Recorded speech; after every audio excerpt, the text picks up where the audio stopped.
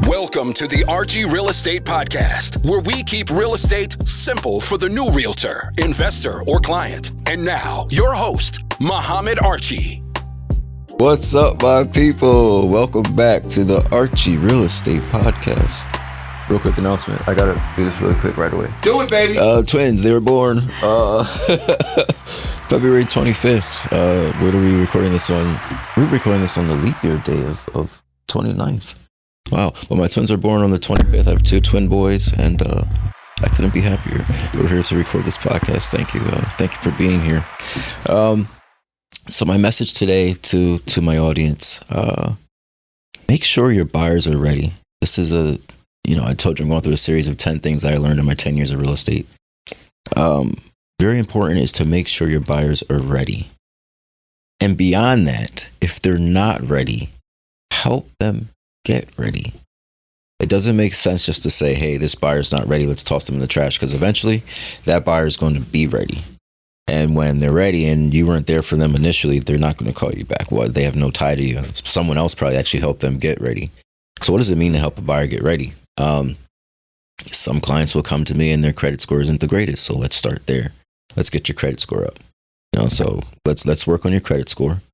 They may not have the money for a down payment. Let's work on a plan to save money for your down payment for the property. Because these are things that you're going to need. Education. I talk about it all the time on this podcast. You have to educate your clientele as well, to make sure they know what they're getting into, to know what they're signing, to know what amount of money they're going to need, what can they afford. You have to have great lenders. You have to have financial help sometimes. So I always say you treat every lead serious until you don't have to. And usually the only time you don't have to is when you sold them a house. And then even after that, you got to still stay in contact with them because they're going to maybe refer you to someone else, or they may buy or sell again in the future. So it's a constant, it's always staying in front of your clientele and helping them. You have to want to help.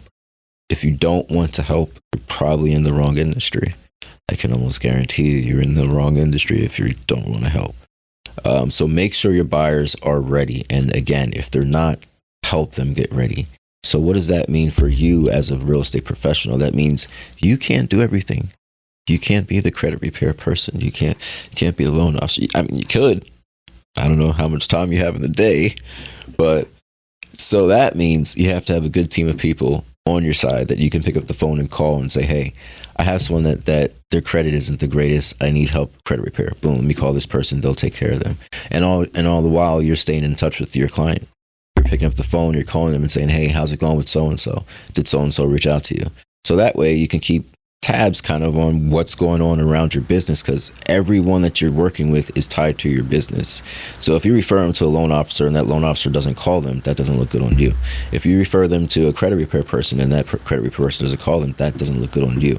So that's why you have to stay in front of everyone and everything. And I don't think a lot of people realize there's a lot of balls that you're going to be juggling when you're in this business, because you got to handle this, you got to handle that, you got to handle this, and make sure everything is going smoothly without looking like your hair's on fire. So if you can do that, you might be able to pull off some great things in this industry. But yes, you always want to make sure your buyers are ready and help them get ready. And that's what my guests are going to be on, and we're going to discuss a little bit today. What does it look like to be ready to buy a home? What does that mean? What do you need? It's quite a bit, and sometimes it can be overwhelming, and that's why it helps when you have a professional on your side. So that's the beginning of this episode. Stay tuned. Today's guest, by the way, this is the first episode in this studio where we have two guests simultaneously. Yes. Thank you. Yes. So that quick disclaimer, right. If anything goes wrong, if any mics fall apart, if something falls on the floor, you got it. But that's not going to happen in this studio anyway. That's right. So yes, our guest today, I always allow you to introduce yourself. So please, let's get into it. All right. Ladies first. Yeah. My name is Paula Loux, and my husband, Dean, and I, our business is finance. And that's why we're here. We like to educate people, get them on track to meet their goals. I'll give you some background on myself. I was born an hour north of here, and I joined the military when I was 17 years old, the Air Force. So the Air Force took me to Wichita, Kansas. I wasn't sure where that was initially. And I was an instructor for a Titan II missile crew. The missile is 9 stories deep, and it's a nuclear warhead crew. I have been in banking and finance 16 years. I have a grandson, and I'll let Dean take it from here. Okay. So great. Yeah. So my name's Dean Loux. So it's Paula Dean. That's our shtick, right? That's our thing. People Real quick. Can I tell you this real quick? Yeah. I thought you guys were one person. I was like Paula Dean. I thought it was like Paula, and then Dean was maybe the middle name, and I was like, and then I finally picked up what I was like, got it. Yeah. So Facebook world, we are 2 people. Even though we do use one, so we use one Facebook page. It just became so much easier for us to manage that. So it's Paula Dean, and that is our thing. That's how people kind of end up to remember us. So kind of following up on Paula's introduction. So I am grew up, born, raised in Wisconsin. I'm a real life cheesehead. So I'm one of those guys. Yeah, it's beer, brats, and cheese. And are you still a Packers fan to this day? I absolutely, yeah. I'm a homer. Okay. So I go Packers, Brewers, Bucks. I'm still all those. I'm still on my teams there. Gotcha. Paula didn't get to say her part, but she'll tell you hers, and then we have an interesting. Baseball season's coming up, and we have an interesting season together. I'm a Cubs fan. Yeah. Oh. Yeah. So how'd that happen? Yeah. I've just been a Cubs fan for a long time. Oh, that's same sweet. as a Cowboys fan. Oh, wait, you're Go a Cowboys boys. fan too? Yes, Oh my goodness! Yes, sir. Hey, and I'm episode's over. I'm a Spurs girl as well. Okay. Timmy D. Nice. My favorite. Okay. So hold on a second. What happened in that? Was there a playoff game with the Packers and the Cowboys this year? I thought there was. Yeah, that didn't go too well for the Cowboys. Let's stay focused. Let's turn to a sports podcast real quick. So, How many Super Bowls do they have? Listen here. Hold on a second. So I ended up going to Wichita as well. That's where Paul and I met in Wichita. I ended up going to college there, and believe it or not, there is something called there is a sport that goes on that people would be surprised oftentimes, but there's college bowling. And so I always I explain why Wichita, and that is to say, if you are a basketball player, you want to have a shot at a national championship every single year. Maybe Duke's the place to go, right? You name those schools, right? Football, Alabama, whoever you want to name there. So in bowling, that is going to be Wichita State.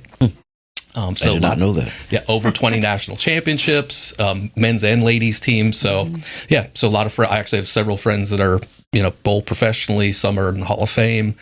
I just decided that was going to be a tough way to make a living. Learned that early, but that's where Paul and I met. So neither of us were from Wichita, from that area. So we decided at one point that it didn't make sense to stay there any longer. There was no family. We had lots of friends, but not our family and friends, things like that. So we ended up moving in 1999, came here. We live near Lidditz, or live in Lidditz, or just outside of Lidditz. And so that's us. That's kind of our starting point. Nice. So let's go back to Paula. You mentioned you were in the military. Mm-hmm. How long was that for? 9 years total. 9 years. What was that like? How? It was amazing. Really? Okay. I believe, people might not agree with me, but I believe every person that gets out of high school should have 2 years because the discipline, just being around so many people and learning new things, it's, So it's played a big role in your business today. Yes, absolutely. Nice. Yeah. So explain in a nutshell, what is your business? You said you're in the finance business. What does that mean? Yeah, I'll go there. Mm-hmm. Yeah, so our business is so we're not one thing. That's the thing on this, Mohammed. That's the thing that sometimes makes it difficult for us to even explain it. So we're not just investment people. We're not just insurance people. We help people with debt elimination, debt to income reduction. That's a lot of what we'll talk to you about today. Why, how does that tie into home buyers and things like that? So it's really comprehensive, holistic, I guess would be another word, right? Mm-hmm. So what we do is look at every area. And one of the things we always talk to people about is there's oftentimes places where people have hidden money Hidden money, meaning they don't necessarily realize that they're overspending. And that's sometimes things that we can look at to say, okay, well, if we can identify those things, well, that money might need to go to a debt plan. It might need to be something that goes to the future. It might be money for down payment. But if you don't know, if there's nobody looking to see if there's opportunities to do better, then again, that's where sometimes people say, I don't have any money. The answer, what we find out is that people normally do have money. They just don't know it's there. Yeah. So hidden money, like what are some ways that you could find hidden money? Yep. One way is through auto and homeowners insurance. Okay.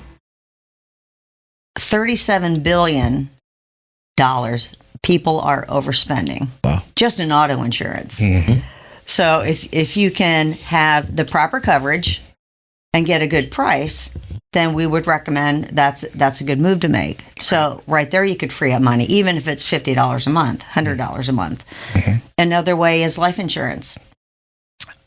People who have life insurance normally have the wrong kind, and we can then look at that, analyze that for them, and show them a different way to have coverage. Right. And another way is income tax return. People are like, woohoo, I got $3,000 income tax return. But that, again, can be redirected, have the money in your pocket every month instead of giving that to Uncle Sam at zero interest. Yep, correct. Another area is health insurance. And, and that's something that we've added to our menu just recently. And that's a huge area that we find that people, again, it's mainly because nobody wants to take the time. The biggest thing that we find is that it's just that people don't like to they don't want to talk about these things. It's convenient to just pay it. Absolutely. It is happening all day, every day. Somebody's getting a renewal today for their auto insurance. It's going to be $20 a month more. And instead of actually going to check to see if they can do better, they're just going to eat it. Well, you can only do that so many times, right? But there is a pain point that happens in that process. That's the issue. Is it's nobody really wants to take 3, 4, 5 calls, go out there and kind of take that work. It kind of feels like going to the dentist, or something like that, there's a pain to that.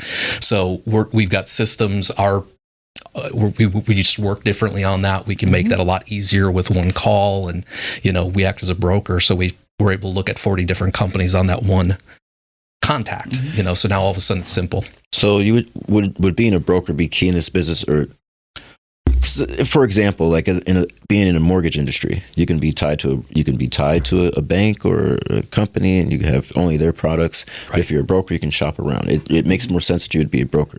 Absolutely. Okay. I mean, that's what we believe. Yeah. I mean, so the company that we work through is owned by Allstate. This is very interesting. Okay. So if for somebody to work with Allstate, an agent for Allstate, they're only able to market Allstate's products. Yeah. They also own another company called Answer Financial. Answer Financial can now sell Allstate and 39 other companies.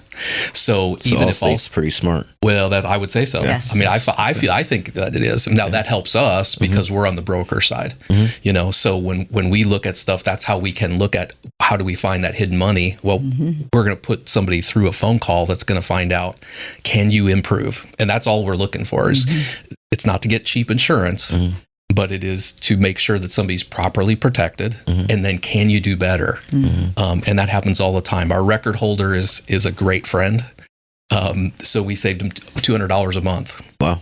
And gave them better coverage. That was the kicker on that one. Is we always talk about $200 a month, but the other part to his story was they were actually not covered adequately at the same time. Yep. So that's gigantic. But again, I will tell you that here's the other part to that story is... Oh, I was going to tell that. Oh, go ahead. He had Erie Insurance, and he said, I've had this for a long time. You guys won't be able to beat it, but I'll give you a shot. Right. And why he had Erie Insurance is because his parents had it, his grandparents had it. So everybody thinks this is a great plan to have because it was, generations as well had that. Yeah, but he was quite certain. The only reason he did it was because he was doing us a favor. But yet here at the same time, I mean, and that happens to us all the time. That oftentimes happens for us when we're helping, realtors and loan officers as their, buyers are getting their homeowners policies, it is not unusual that we'll put them through the process. We always look at both the homeowners and the auto. Well, why? Because a bundle is always going to be better.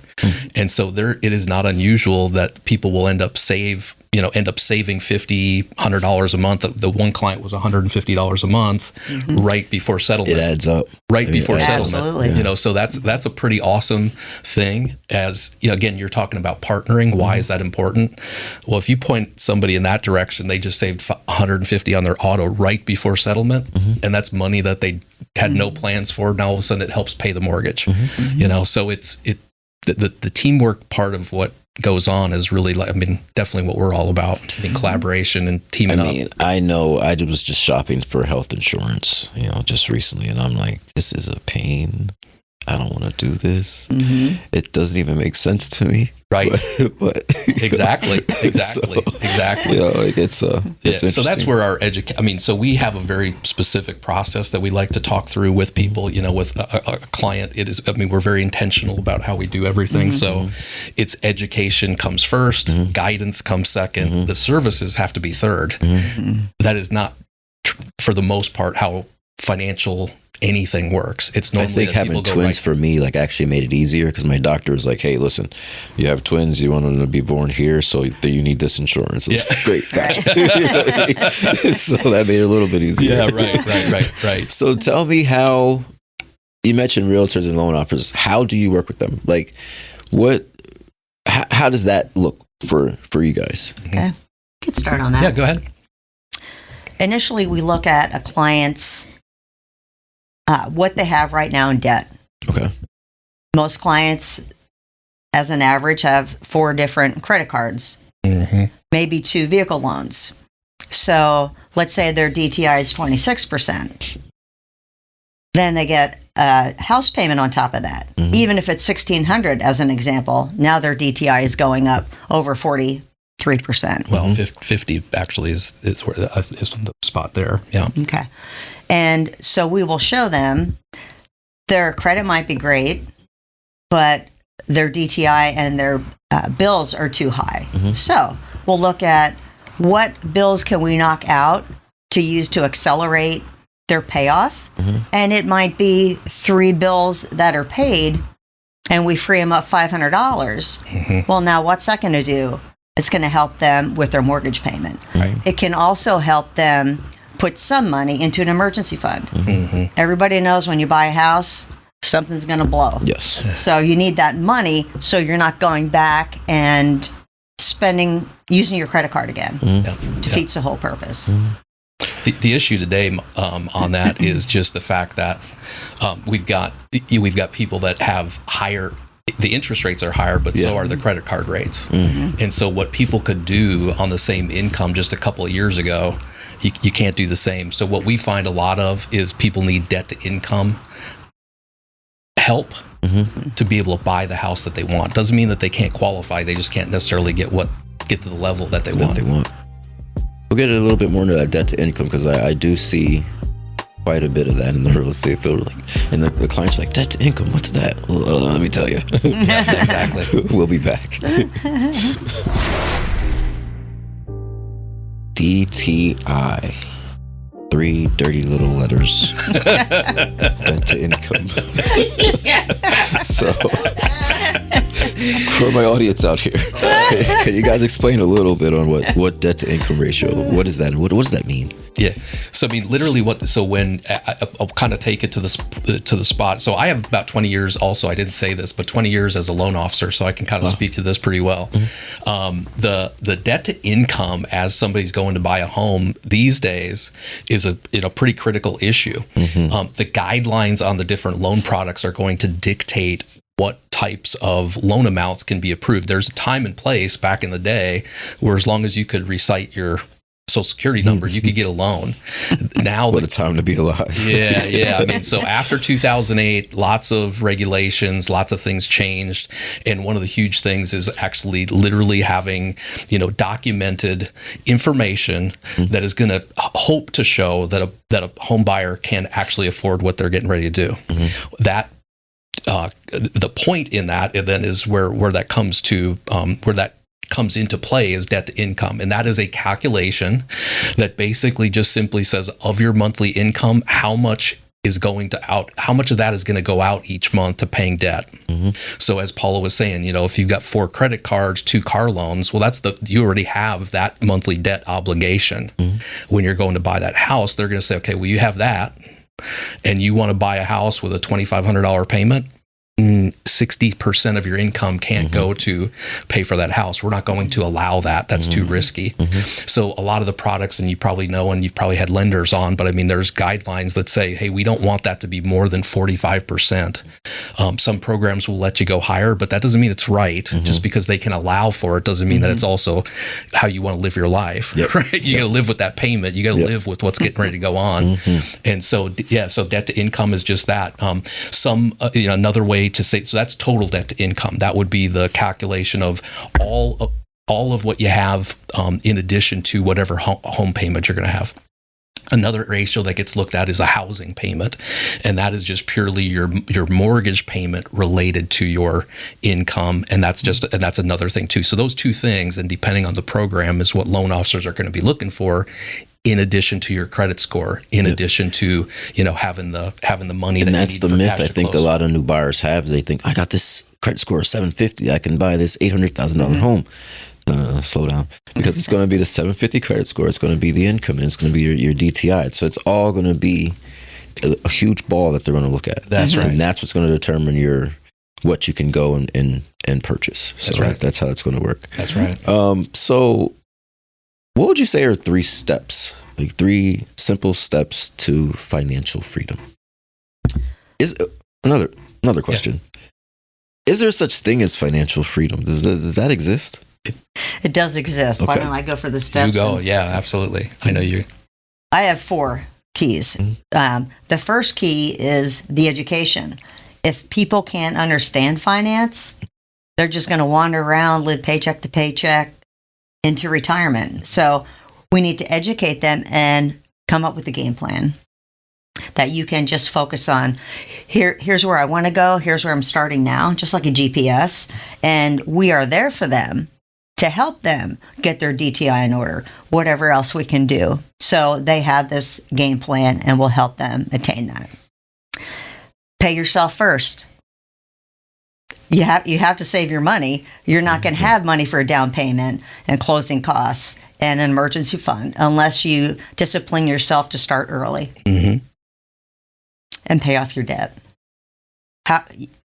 People are so wrapped up with their debt, they can't sleep. It's the first thing they think about when they get up in the morning. They're just drowning in it. And again, nobody's educated them. Right. So that's where we come in and save and invest for the future. Okay. Yep. I would jump in on that if I can, Mohammed. The one thing that Paula said there is, this is what we see. Okay. So sometimes the debt plan that we show people, how to accelerate and eliminate debt, and it's mathematical. It's not a guessing game.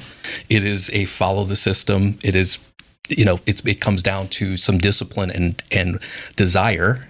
But for some people out there, their debt plan is the only way that they're going to have a financial independence plan.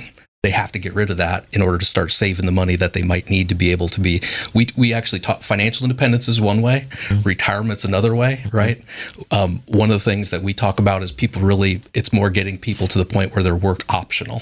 Yeah, I like work optional, like that. Right? I like so that. You want enough assets, and that's going to be real estate and other investments, so that you have enough of that there that you can be work optional. I want to go, whatever. If I want to go coach people, I want to go become a coach at the bowling center. I can do that for a few months, and if I want to go to Florida for a few months, I go do that. Right. So that's the kind of the key. But it is absolutely possible, but it does not happen without having a plan. I mean, the bottom line is that's where people are missing. What most people are missing is the plan. And I will tell you the reason for that is generally the companies that do what we do are primarily targeting a market that already has money. So they want to teach people that have money what to do with money, where what our business is built around is taking the average person and showing them the same things. So instead of $500,000, we might be talking to somebody that's got $5,000, but eventually that money's going to grow, and so we're kind of working on the long burn. Work optional. I like that was burning in my head. The work optional. Yeah. So I did want to get into that. Like, what does your typical client look like? Do you have a typical client? Typical client, like we talked about, for debts to automobiles. Maybe they have a home as well. And they are, like I said before, they don't know where to start. They don't know how to get where they're going. Their work, whether they have to work or not, how do they know what they have to save to attain that goal? So again, there's where we step in. And most clients have 2 kids. Yeah, nice. So you have to plan for all of that. Yeah, I would say, to answer your question, actually virtually everybody, because anybody that drives, we can help them, right? There might be, because anybody that has anything financial in there that they're doing right now, there's a chance that we can help them. I mean, where we aim, I would tell you where we aim is 25 to 45, 2 kids, or not 2 kids, maybe twins. No. But it's the average family growing, their scenario. They need to have, the education first, guidance second, so that, we can get them in a spot where they want to be down the line. But I would kind of say what we focus on is, young people, young families, kind of in that zone. But it's not to say that we can't help people that are in retirement. So, that's a hard question to ask, because we literally can work with anybody depending on what their scenario is.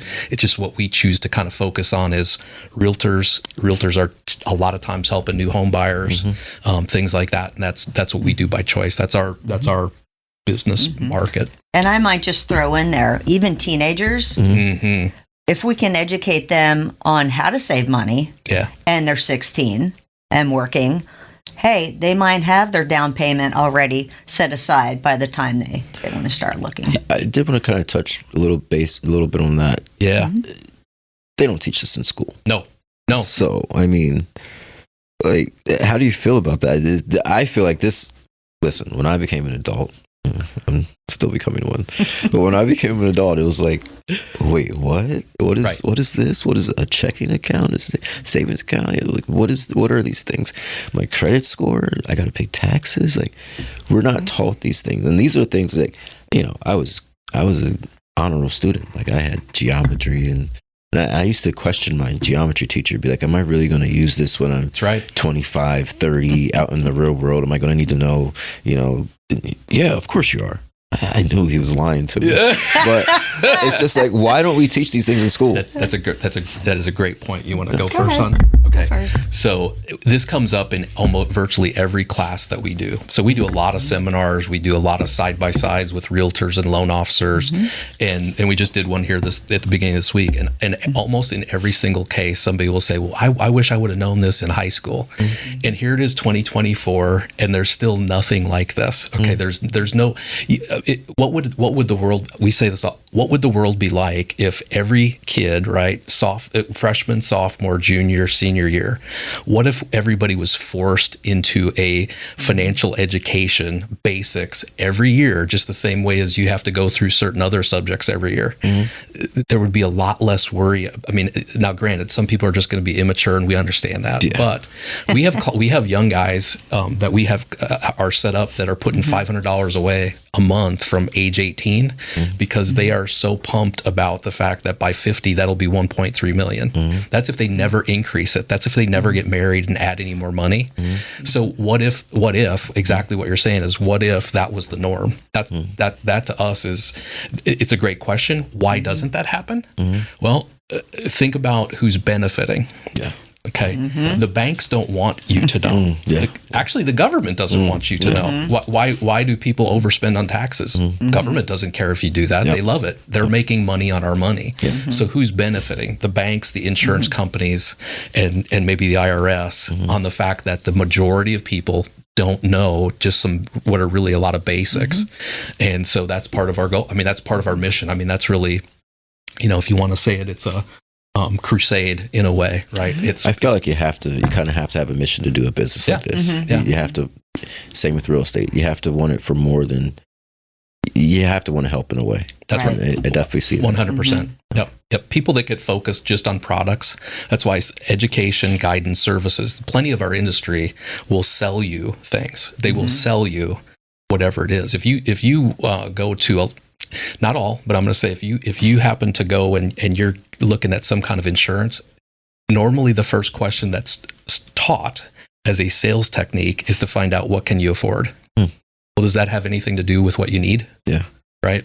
So a lot of it is in salesmanship. And so that's where we're taking our business a totally different direction, that it has to go through this process so that by the time we get to the end, it's more a question of, well, how do I do that? We haven't talked, we haven't had to talk them into anything. It's just that now the basics are there and it's like, okay, well, this is common sense. Let's do it. How do I do it? But your question is super valid, and I question, when is that going to happen? That when and why? Why do we not have that now? We try to get into the schools. We try to get in any positions we can to, put this information in the hands of the youngest people, because time is the most critical thing that you can't get back. Well, my kids are going to know.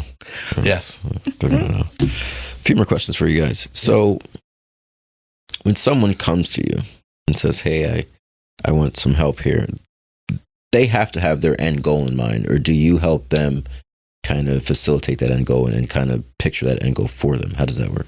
Yeah. I'll start. Yeah.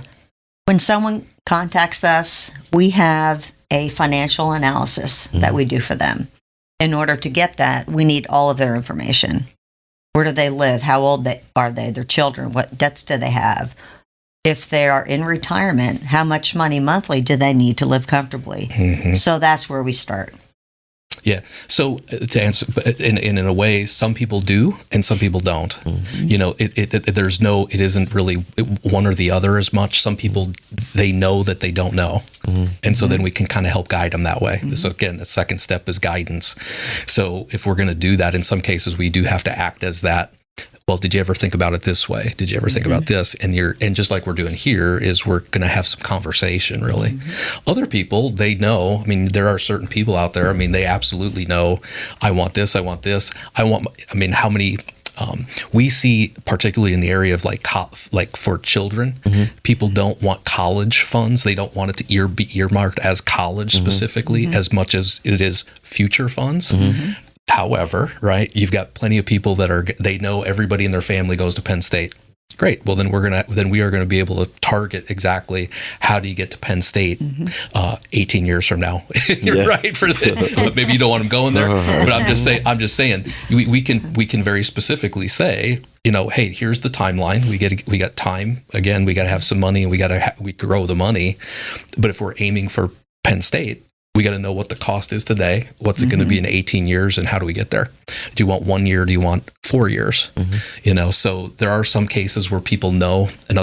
I would tell you probably more often than not, it's more that there's not, hey, we need the help to put this in motion and have some guidance around getting to these things that we want to have. Maybe not any real big specifics, but yeah. So that's nice. So it's detailed to every client specifically. Correct. Absolutely. Correct. Yeah, it's not a cookie cutter. Yeah. But you can help every client that comes to you.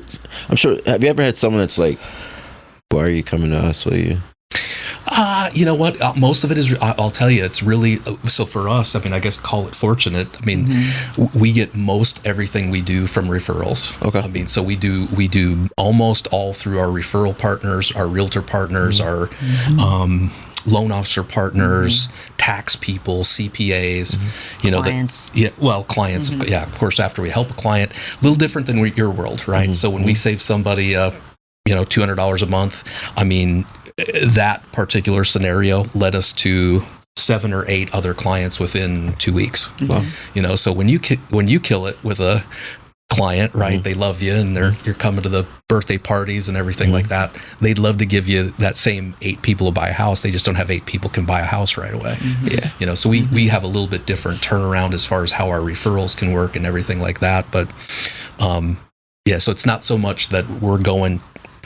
like you said, when people say, why are you coming to us? It's more that they're coming to us. Is that, I don't know if that makes sense. Yeah. Nice. How can people find you? Where can they find you at? Yeah. Go ahead. Yeah. Sure. So the greatest resource that we have put together is just a simple website. That is www.financialhouseplans.com. The website is intentional as well. So there's a video. It's a 17-minute video. Talks about everything that we teach people. So first part is education. So that video is something we use all the time. It's also in Spanish. English and Spanish. Great. Yep. So that is just on their website. Again, someone goes there, they're going to get a great feel for all the stuff that we do. That's going to be the starting point of education. And then, besides that, as far as contacts, email is Lux Team, LOUX, right? LOUX team at financialhouseplans.com. So people can reach out to us that way.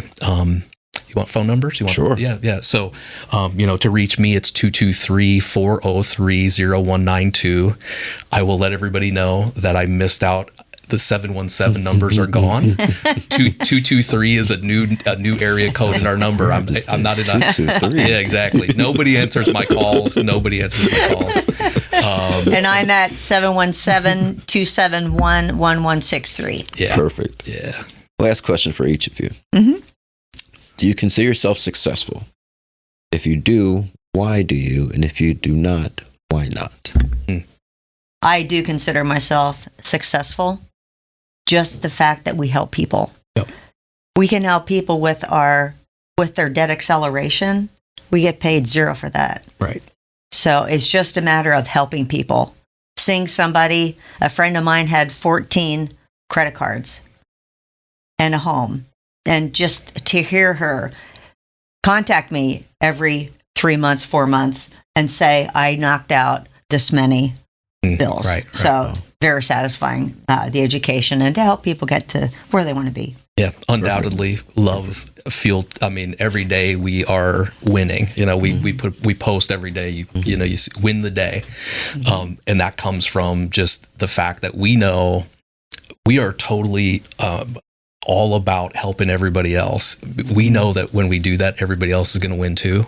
So that's why we want to help our realtor partners and our, loan officer partners and everything that way, so that, at the end of the day, our success is helping other people succeed too. That's great. Work optional. Love it. Work optional. Work optional. That's it. That's our guest for today, Paula and Dean Loux. Remember, it's two people. It's not one. Got me the first time too. Paula and Dean Loux. If you need any financial help, please reach out to them. And again, that's our guest. Thank you for coming on. All right. Thank you. Welcome. Thank you. There's a saying, it goes, stay ready so you don't have to get ready. But sometimes you have to get ready. So as a buyer, this episode is great. Lots of information. Just understand, when you're going to purchase a house, be ready to purchase a house. Mentally, be ready to purchase a house. And then make sure all your financial situation is in order. Because if it is, you'll be good to go. DTI is very important. It's just as important, if not more, than your credit score. So you have to keep those kind of things in mind and just be prepared when you're ready to buy. And again, if you need any help, please reach out. Archie Realtor. You know where to find me. If you don't, though, I'll have my plug at the end of this, 484-338-3406. My brain is all over the place. I got twins. I got things running all around the place. So thanks for coming on. Archie Real Estate Podcast. We'll be back. See you on the next one. Thanks for watching or listening to the Archie Real Estate Podcast. You can find me on YouTube at the Archie Real Estate Podcast. You can find me on Facebook as well, Muhammad Archie. Email me if you have any questions, comments, concerns, marchie@archierealtor.com. Shoot me a text, 484-338-3406. That's my phone number, direct. Shoot me a text. Got any questions, let me know. I hope to see you on the next episode. We hope you enjoyed this episode of the Archie Real Estate Podcast, and we thank you for listening. Email Archie directly at marchie@archierealtor.com with any questions. If you are ready to begin your real estate search, visit archierealtor.com. See you on the next episode.